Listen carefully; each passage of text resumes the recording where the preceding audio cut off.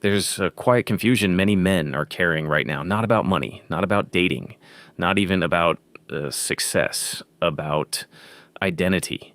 What does it actually mean to be a man? 100 years ago, that question would have sounded strange. Roles were defined, expectations were clear. Now, the answers feel louder, but less grounded. Grow a beard, lift heavy, dominate, earn more, care less, win. And if you don't, something must be wrong. But here's the uncomfortable truth. Most of what we've been told about masculinity is performance. And performance is not identity. So let's slow this down.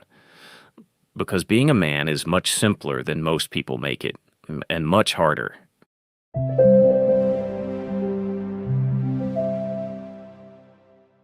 The difference between performance and presence. There are behaviors that signal masculinity, skills, hobbies, aesthetic choices, postures.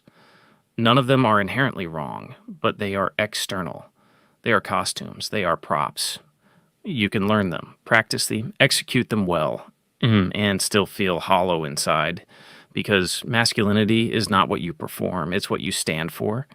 You can look masculine and still feel uncertain inside. You can have the beard, the muscle, the status, the income, and still not know who you are, because masculinity isn't about props. It's about position, not how you stand in a room, but what you stand for in your life. If your identity depends on how others see you, it will constantly shift. But when your identity comes from your values, it becomes steady. Being a man is not about impressing people. It's about aligning with what you believe is true, even when it costs you something. The first ingredient, a spine. Let's translate that psychologically.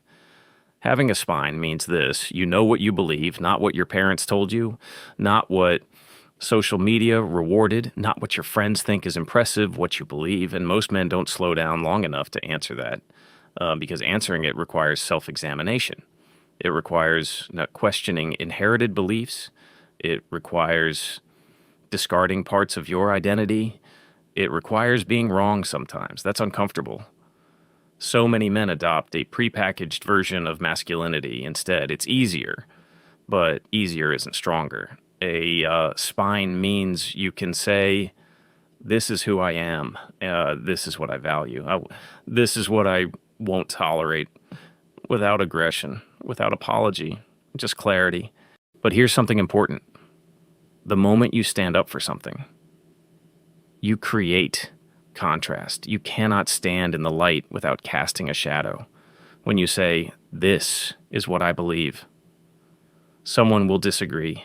When you set a boundary, someone will resist. When you choose your own path, someone will question it. And if your identity depends on universal approval, you will shrink. That's where most men collapse. Not because they don't have values, but because they don't want the tension.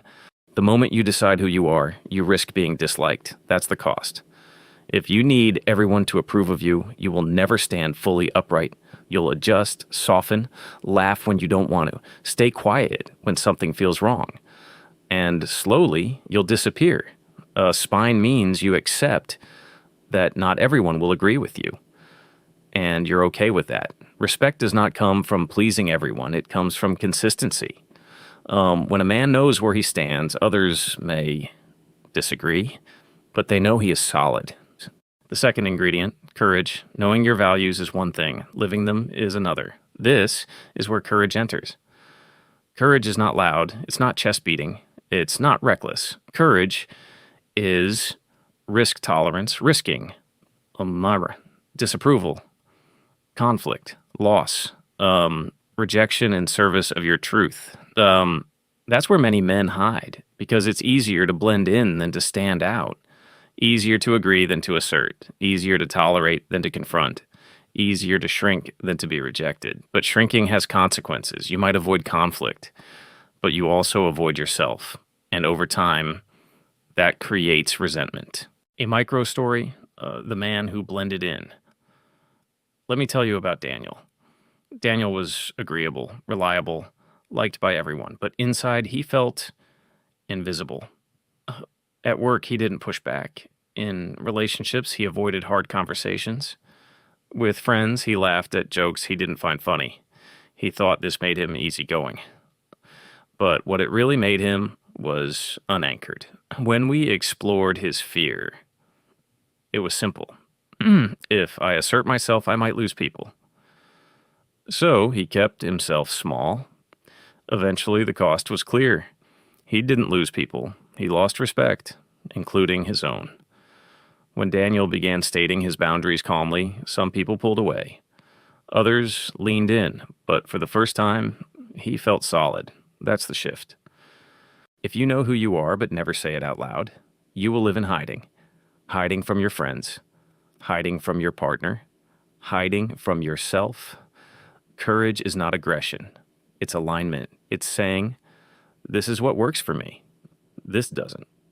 And being willing to lose what was never truly aligned. The alternative is approval without authenticity.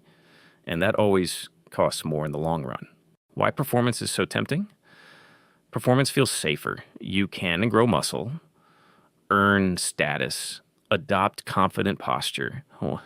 And those things can be positive. But if they're compensating for internal uncertainty, they won't stabilize you because someone stronger will walk into the room, someone richer, someone louder. And if your identity depends on comparison, it will collapse. Masculinity rooted in performance is fragile. Masculinity rooted in values is durable. True strength is internal consistency, what respect really responds to. There's something paradoxical here. People tend to respect the man who doesn't chase their approval, not because he's cold, but because he's centered. When a man says, "This is who I am," and he lives it calmly. There's gravity there, not intimidation. Gravity, you don't have to like him, but you know where he stands. And that steadiness signals safety. You cannot force someone to respect you, but you can increase the likelihood by respecting yourself. Self-respect shows up in boundaries, in consistency, in calm refusal to bend your values for comfort. People sense when a man is negotiating his identity, and they sense when he isn't. The man who chases validation loses authority.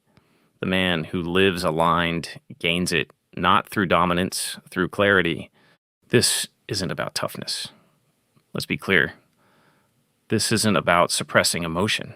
It's not about being harsh. It's not about refusing vulnerability. A man with a spine can apologize, he can reflect, he can admit mistakes. Courage includes self-examination, because if your beliefs are wrong, you must update them. Otherwise, you're not strong. You're rigid. There's a difference. Maturity is flexible. Identity is anchored. Ego is defensive. Masculinity isn't dominance. It's responsibility. Responsibility for your words, your actions, your growth, your impact. A gentle reflection. Pause for a moment. Ask yourself, what do I believe? Not what sounds impressive. Not what gets applause. What do I believe is right? What do I value? What won't I compromise? If that question feels hard, that's not weakness. It's work. And if this kind of grounded self-reflection is helpful for you, stay connected to this space. We're building clarity here, not performance. The real test: you can grow a beard, lift heavy, build a business, and none of that defines you. What defines you is this: when pressure comes, do you hold your line when conflict arises? Do you speak honestly when fear appears, or do you shrink, or do you stand? Being a man is about alignment under pressure. Not image, not applause, alignment. Being a man is not about dominating others. It's about governing yourself.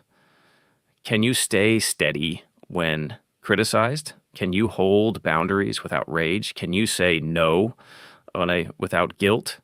Those are markers of internal strength. Performance impresses temporarily. Integrity sustains permanently. You don't need to look masculine. You need to live congruently, and congruence is rare. Final clarity. So if you're wondering what it means to be a man, strip it down. Do you know what you stand for? And are you willing to risk comfort to live it? That's it. You don't need props, don't need applause, you don't need dominance. You need self-knowledge, integrity, courage. Everything else is optional. And here's the quiet reward.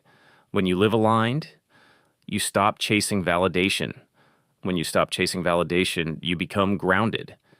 And grounded men don't need to perform masculinity. They embody it. If this conversation helped you clarify something about yourself, carry that forward. And if you want more grounded discussions like this, calm, psychologically honest, and male-focused, you're welcome here, because masculinity isn't a costume. It's a commitment to yourself.